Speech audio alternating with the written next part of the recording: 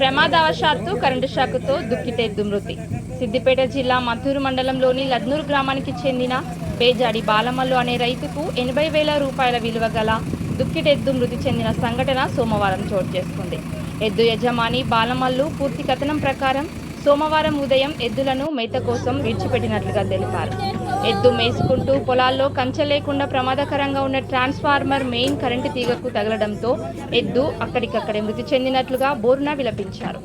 బాధిత రైతు బేజాడి బాలమల్లు మాట్లాడుతూ, అసలే ఖరీఫ్ సీజన్ వ్యవసాయ పనులు ప్రారంభం నేపథ్యంలో ఒకవైపు దుక్కులు దున్నడానికి సన్నద్ధం కావడం, మరొక ఎద్దు చనిపోయి మరో ఎద్దును కొనే స్తోమత లేకపోవడంతో రైతు కన్నీరు మున్నీరయ్యారు.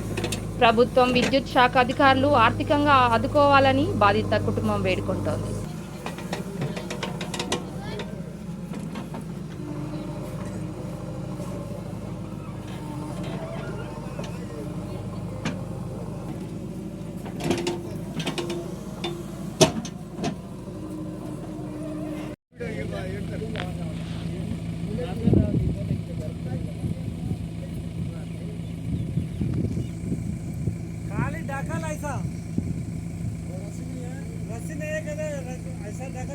राशि टूट गया था राशि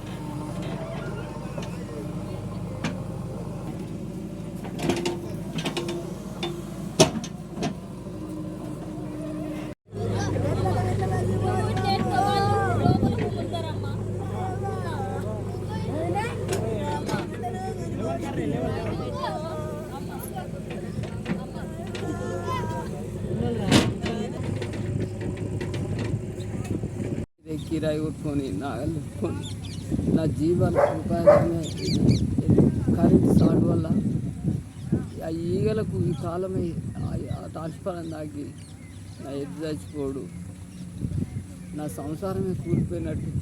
నేను రోజుకైనా కిరాయి చేసుకొని పొలగాలు నేను బతుకు తెరుగు అదైనట్టు. మళ్ళీ ఇప్పుడు ఏం చేసి నాగటి మీద బక్కలు కూలిపో వరకు నేను ఏం చేసి బతకాలనని ఆలోచన ఏమొత్తలేదు. నేను ఏం చేయాలి, నేను చవాలనా అనే బాధతో కూలిపోతున్నా. మొత్తం ఏమన్నా ఆగిపోవాలని మొక్కుతున్నా. గ్రామం, నా పేరు బేజాడి అనిల్ కుమార్.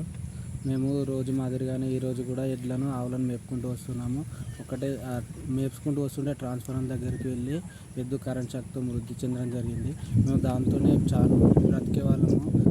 4 ఎకరాలు పత్తి సాగు చేసుకున్నాం. వాటి మీద ఆధారపడి అలాగే బయట కూడా దున్నడానికి వెళ్ళే వాళ్ళం.